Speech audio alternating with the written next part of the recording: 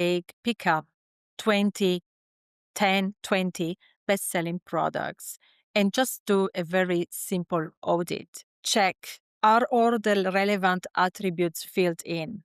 What are all the data you're giving to the system? I don't know, Amazon is asking for 20 fields to be completed. Are you filling all the 20 fields? If not, make sure you do from now.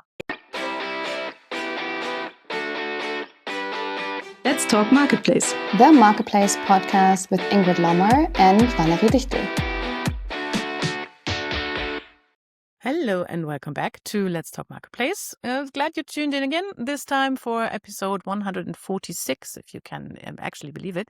I'm Ingrid, and today we will be talking about AI. Yeah, and before you all groan and go like, please, good Lord, not again, just hear me out, because I know agentic commerce is everything everybody seems to be talking about this year. But you know what? I think it's always very hands-off, very strategic, very have a glass of wine and philosophize about the end of e-commerce as we know it. But I'd like to get the topic a bit out of the ivory tower and down into the actual marketplace business. Like what does the shift to agentic commerce really mean for you as marketplace professionals, for your daily work? And that's exactly what I would like to talk about today. And that's why I'm really happy that I can welcome today's guest to the show. So a very warm welcome to Barbara Branca. Hi, Barbara. It's really great to have you. Thank you very much, Ingrid. Thank you for the invite. I'm really pleased to be here today. Yeah, me too, actually, because we met because a few months back I voiced over LinkedIn my frustration with how can I put this, the male dominance in the field of agentic or AI topics or agentic commerce topics, because everything that I was seeing in my feed were male experts talking about it, and so I went like, okay, where are the girls? Yeah, where are the AI ladies that know how to deal with this new topic? And that was when a good business friend of mine introduced you to me. So that was really cool, and we had a great talk. And so maybe introduce yourself a little bit, Barbara. What are you doing, and why did Nico recommend you to me as an AI expert? Yes, sure. What I'm doing since a few years, I'm working in the e-commerce and marketplace optimization. Yeah, for more than 5 years, actually. And at some point, I realized that one of the biggest problems in marketplaces today is the data quality.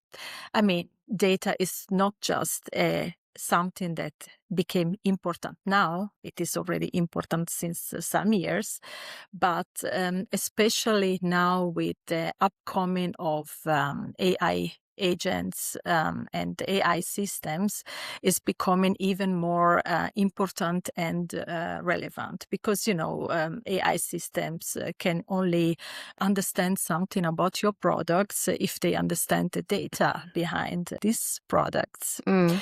I co-founded ICOM, an AI SaaS platform.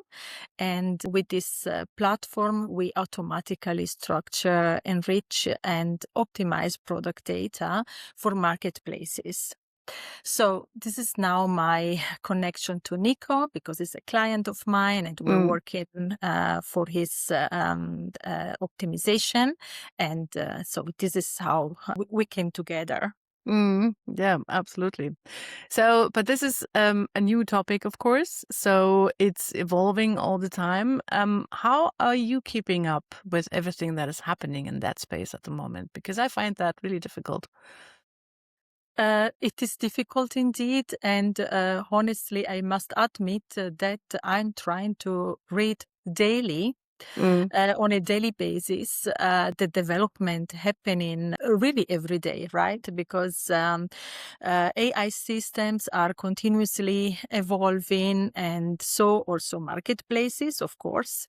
And it is very, very important to stay up to date. It's not easy, but it is necessary to do so. Yeah, absolutely. But it's not an easy task. So really No, good to have you today and dive a bit thank you. deeper into this, which we will do after a very short advertising break.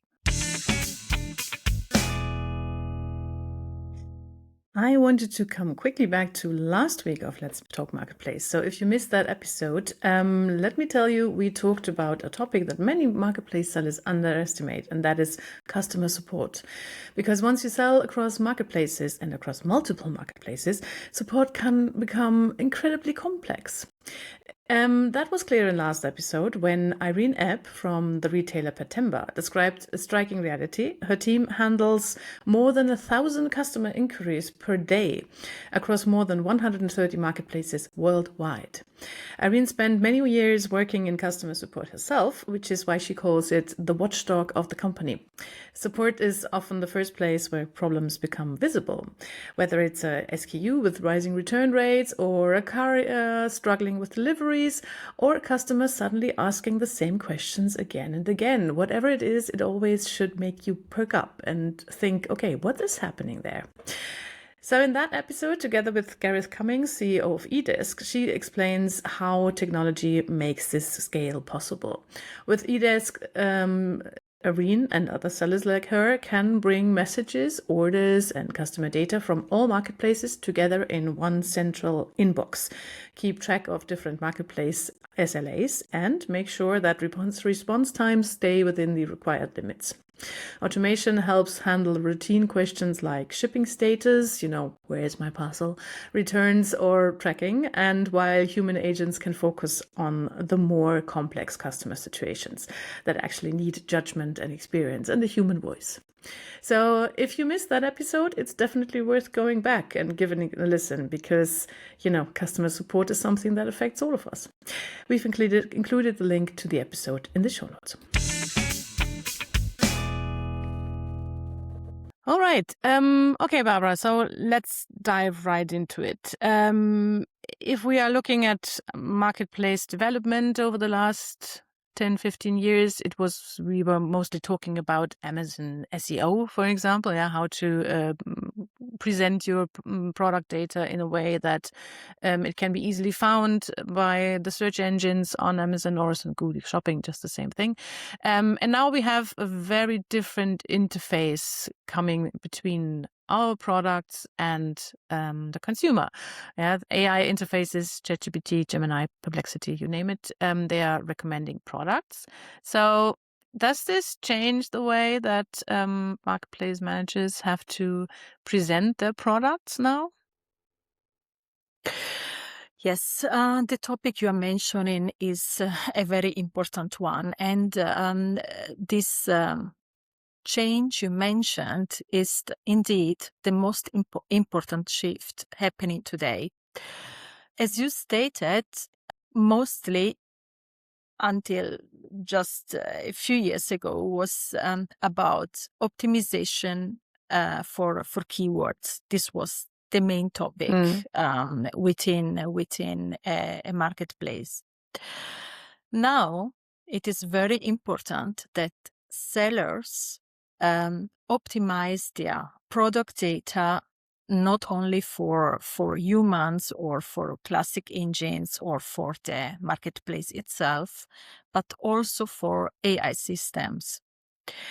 And what AI systems need, it is a very clear product structure so that they are able to interpret, compare, and recommend any product with confidence. So what I always say to the people I'm working with is that they need to start treating their listings or any product description. It doesn't matter if it is within a marketplace or inside their online shop. They need to treat their product description as a decision document, which, by the way, it has always been important, but today it is becoming even more relevant to do so. It is not about keyword stuffing. It is not about only an algorithm understanding what it is about, but also these external systems coming up very strongly nowadays. Mm-hmm. I like that phrase, a decision document, in a way. So make your product listing into a decision document. Let's linger on that a little bit. So, in what way does an AI come to a decision, to a shopping decision, or to a recommendation decision, more to say, when it's looking at a product page, what it's looking for? Well, the AI system is looking into the product data more broadly. I will tell you very soon what I mean by that. First of all, it needs to be confident that the product he's recommending or it is recommending is really for, or what is the consumer asking for. It is answering the consumer need. So, as I mentioned earlier, a product listing or product data basically need to be very clear, complete, and consistent in order for these AI systems to understand what you as a seller are writing about or you're writing about, and in order for it to recommend your product. This means that your product description or your product data basically needs to be as clear as possible. It means that you need to explain exactly what the product is, what it does, and who is it for, and in which case, or what is the real use case for this product. So this is what the AI system is looking for.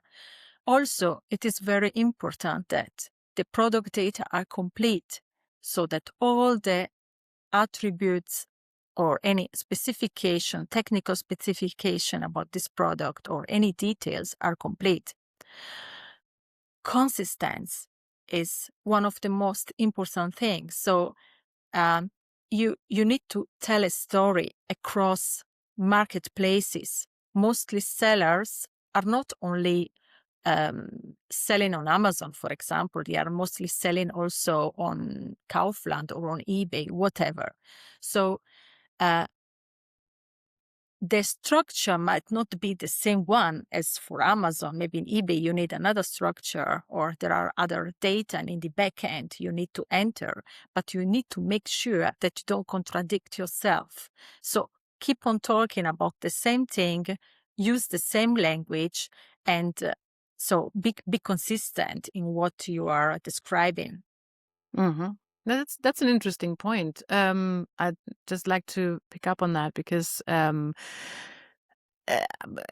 the first part you were talking about, I was like, when you were describing what the eye is looking for, I was like in my head, yeah, but that is actually just what a human consumer would be looking for also. So all the information that he needs to come to a shopping decision. So my first assumption would have been, if a product ranks well on a marketplace, then it should actually also rank well for an AI. But now you're saying we have to look at the bigger picture and create an overall story over all sales channels that are consistent. And if they are not, then we might confuse AI. Is that true? Yes, that is correct. Of course, ranking plays a very big role. It means that you have good chance to be mentioned or to be recommended by the AI if you're ranking well, but it's not a guarantee for that. Because the way the systems are working, within a marketplace, within a marketplace, there is an algorithm ecosystem working differently than the AI system is working. The algorithm ecosystem is looking for internal data. How often you are selling a product, how are the reviews within this marketplace, and so on. But the AI system is looking more broadly. It's also looking outside of the marketplace. So it's looking on from information about your product from other sources, from YouTube, from Reddit, from your own website, whatever. So it is a different way of looking at the product data. Mm-hmm. That's interesting. Let's go a bit more into the detail of what that actually means for marketplace listings after a very short break. If you are looking to expand your marketplace business internationally, for example, to Poland or Italy, it might be worth taking a closer look at Kaufland Global Marketplace. Through Kaufland, you can sell across now 7 European countries. That's Germany, of course, but also Poland, the Czech Republic, Slovakia, Austria, and since last year, Italy and France. And the best part, you can manage all of these marketplaces through one single account, so you don't have to set up your products separately for each country. This makes international expansion much, much easier.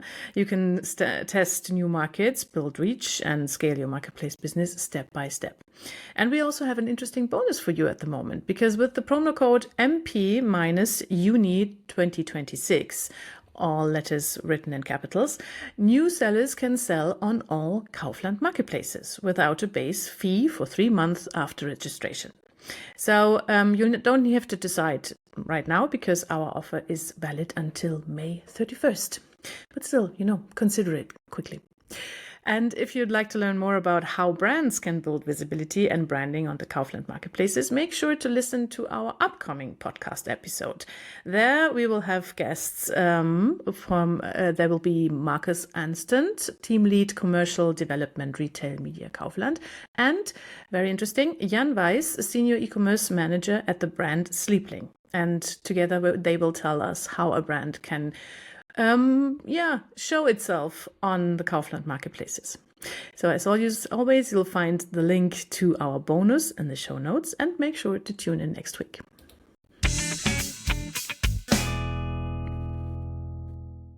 Barbara, you've been talking about how important it is to tell a story all over the sales channels if you want to convince an AI of your product. But is that actually possible? Because you also mentioned that as of now, most marketplaces ask sellers for different things. So your listings on Amazon or on eBay or on Otto or wherever might naturally differ from each other, because you have been optimizing for the search engine of that particular marketplace.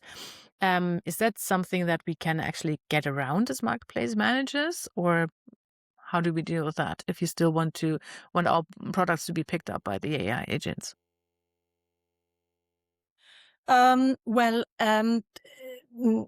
You need to think about the purpose of the whole.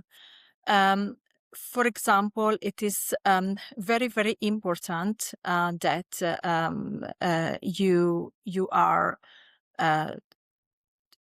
As I mentioned earlier, it is very important the consistency of what you are writing about.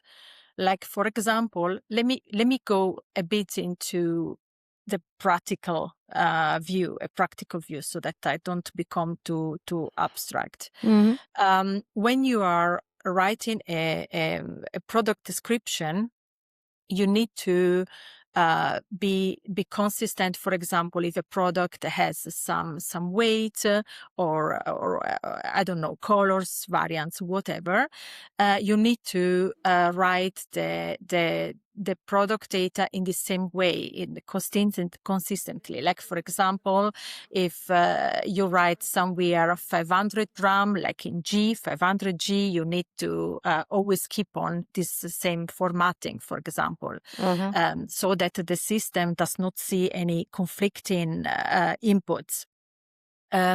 Also, you need to go or be more specific when you are describing a product.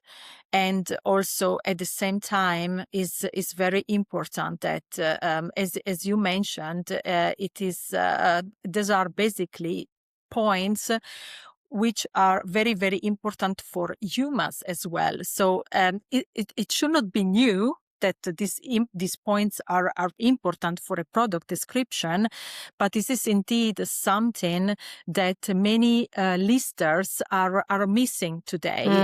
Mostly it is because of the quantity of all the data which need to be entered inside the system. Like, for example, my advice is there are a lot of fields to be completed in the back end, and many listers do complete only the necessary ones, for example, or the the ones that the platform tells you must fill them.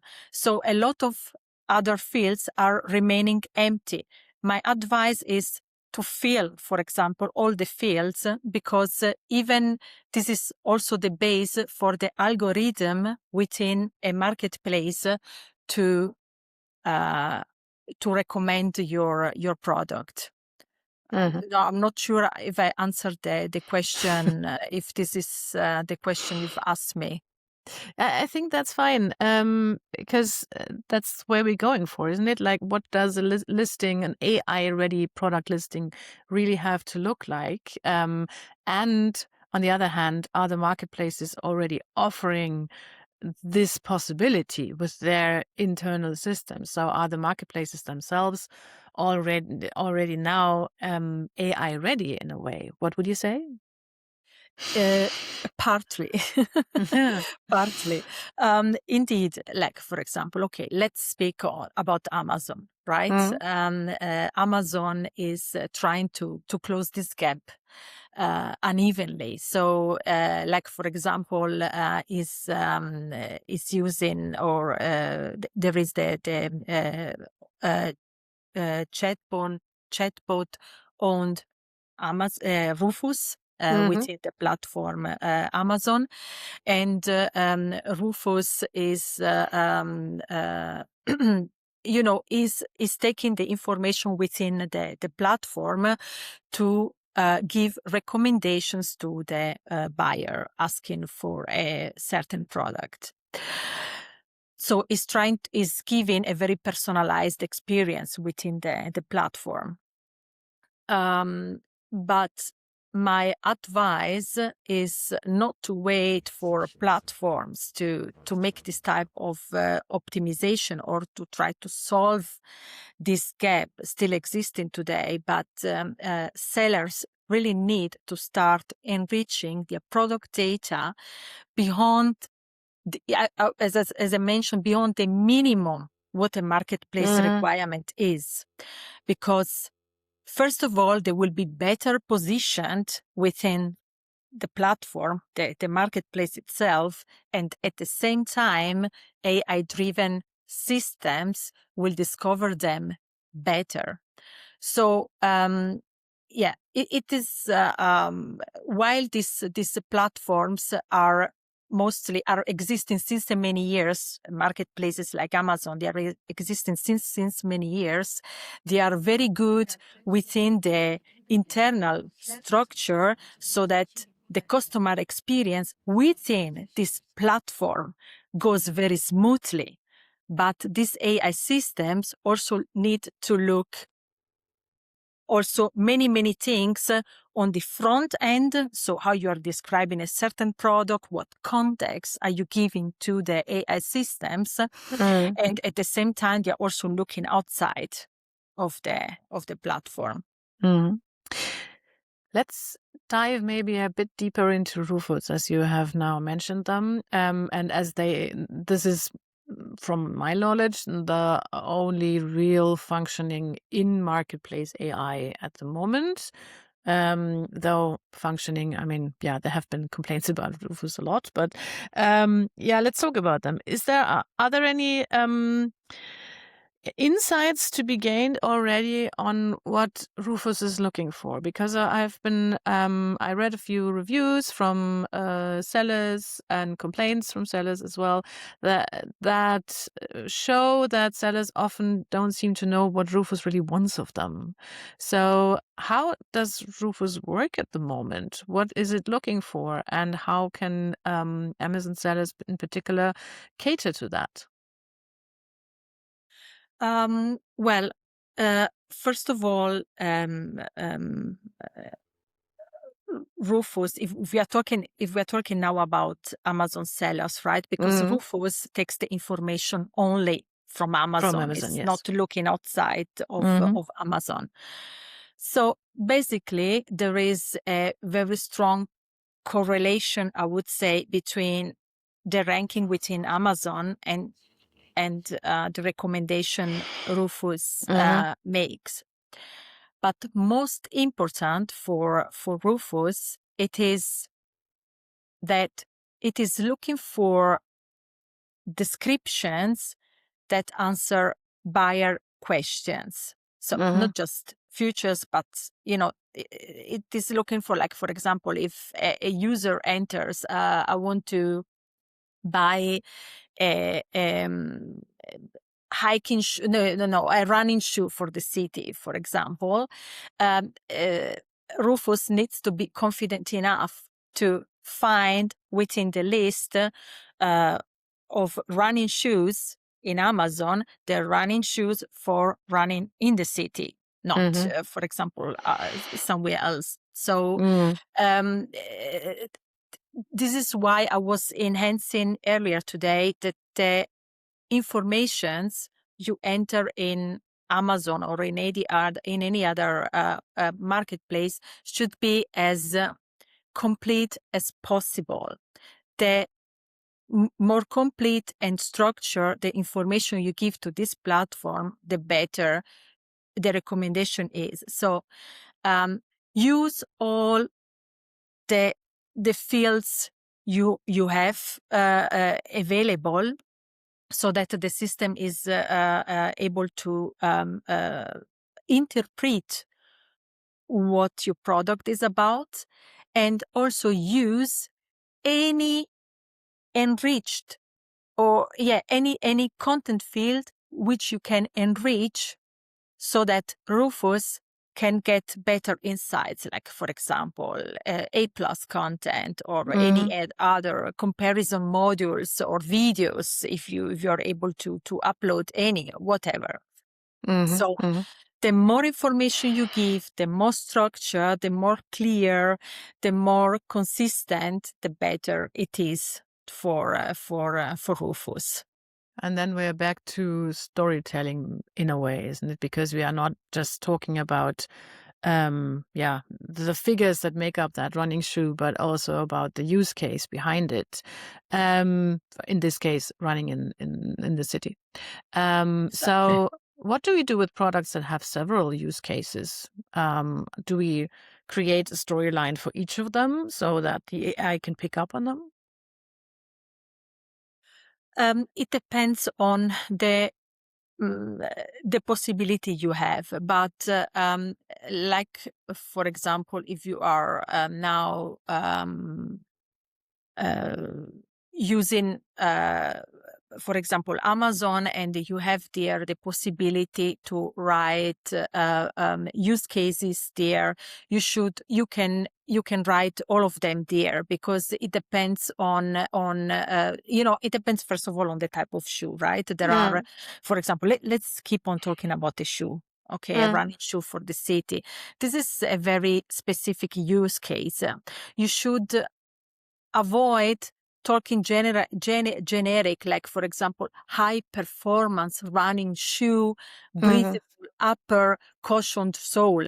This is something you can write for any shoe, right? Any shoe, any running shoe. But if you know that the type of shoe you are selling, it is one that it is very specific for running on a certain sole, I would say, then describe the details. What is the drop, and under which conditions does it perform well, so that the system can work with this information. So basically, there is always a way to find the main any product serves mostly a main problem. So try to focus on this main problem, so that you keep on telling this very and same story or truth. Always try to match the intent. So by whom it is bought your shoe, and for which situation, which type of problem solves your shoe, and then match it to the intent of your buyers and describe according to this. Because an AI is basically an intent machine and not a search engine, isn't it? Like they're looking to fulfill the intent of their user, and then providing them with the product that might fix that intent, while a search engine is looking for a product. So that's one step ahead. Yeah, maybe in the remaining time, let's turn this a bit around, because we have now been talking about how to present your product for the AI agent to pick it up. But of course, to AI, there's, for marketplace managers, the other perspective as well, and that is how they can use it for their own marketplace operations. And I know you're helping customers with that as well. So what is possible today if you use AI in your marketplace operations? How much can you actually automate with it? Well, the specific task you can best automate within a marketplace are for sure tasks which are very repetitive and which needs to be structured perfectly and are of high volume, so at scale. Let me be more specific. There are a lot of sellers or listers listing products for their clients who are listing even millions of products within a platform, within just one platform, with just one language, for one country. Mostly the same ones are listing also in parallel for other marketplaces which follow other rules, or even for other countries which have then different needs. And so this becomes mostly, I would say, impossible for a human to manage this in a timely manner. Of course, it is always possible. It has been done during the past years manually, but you can imagine the time to be online. How long it passes before you have even just 100 or 1,000 of products listed live in a platform. So the time it passes is very, very long, and is mostly today not really affordable. So if you want to keep all this huge amount, high volume of products, of listings, as specific as possible, as consistent as possible across of hundreds or thousands of products, and realistically, and I'm not saying manually, but realistically, you really need a very systematic way to structure and enrich everything across different sources, across marketplaces, across languages, across countries, at scale. So this is something you can automate very, very well within just a few clicks. You don't need any more hours to work on that. You just need to tell a tool for what platform are you optimizing, for which country you're optimizing, and that's all. And then the rest, the system does it itself. So within a few clicks, you really have a very good product data within a system, within an algorithm ecosystem like a marketplace. Also, the data you need for this is just a part of the work. You also need an automation to create very good listing at scale, because one is the time you need to enter all the field in the back end, and the second one is the time you need to create a listing which is for the search engine within the platform, which is for human, which is for AI system, which considers any internal keywords, whatever. It's just, well, I would say mostly impossible to manage. So you can reduce your manual work dramatically if you use an AI tool. Also, we're talking about translation, about market localization. These are all things, cases coming on top if you want to make a really, a listing at scale on this platform. So you always have to consider that the data you need for these AI systems or these AI tools to work correctly, they need to be qualitative very, very high because, the quality is the result of the data you have within this platform. So all these are tasks you can automate within the platforms and which saves you a huge time, up to 90% of time when talking about these repetitive, structured tasks. That's a lot of time that you can then put into enhancing your product listings, as you said before, up to the 9th degree, so that AI is going to find it. So Exactly. might just turn out, even in the end. Okay, Barbara, I always like to finish our podcast with what I call the next Monday question, because let's again try to get this down to business, to really everyday business. So imagine a marketplace seller has been listening to this episode today. What is one actual concrete thing that they could start next Monday to make their product catalog more AI ready? Well, my advice is, first of all, look at your best-selling products. You don't need to look at millions of products. Just pick up 10, 20 best-selling products and just do a very simple audit. Check, are all the relevant attributes filled in? What are all the data you're giving to the system? If, I don't know, Amazon is asking for 20 fields to be completed, are you filling all the 20 fields? If not, make sure you do from now. Even the optional fields, I'm also talking about the optional fields. Secondly, make sure you give to the platform, to the marketplace, consistent informations. For example, if you use units, formats, whatever, be consistent across all your channels. Also very important is make sure that all your products are not just described from a technical way, but are described also realistically for the buyer to understand in which situations this product can be used or which problems it is solving, this type of product.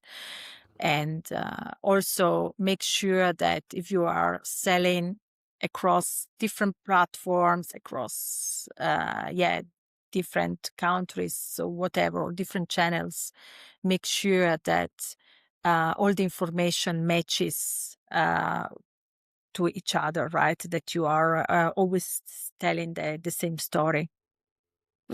So data are very important nowadays, and they have always been very, very important, but now even more. So all the agentic systems from now can only rely on data, and the quality needs to be really perfect for them to really help you selling more.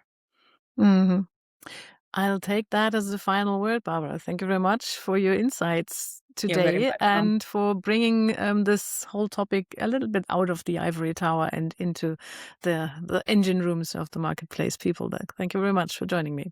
You're very welcome. Thank you. Where can people meet you if they want to talk to you about AI?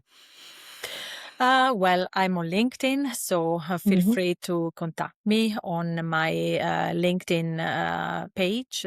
But I will also start soon a podcast in regards of AI within the e-commerce, and I will give some more information in my LinkedIn page very, very soon. And of course, we have a website, www.icom.com. And of course, you have my contact details there, and I will be very, very happy if you contact me, of course.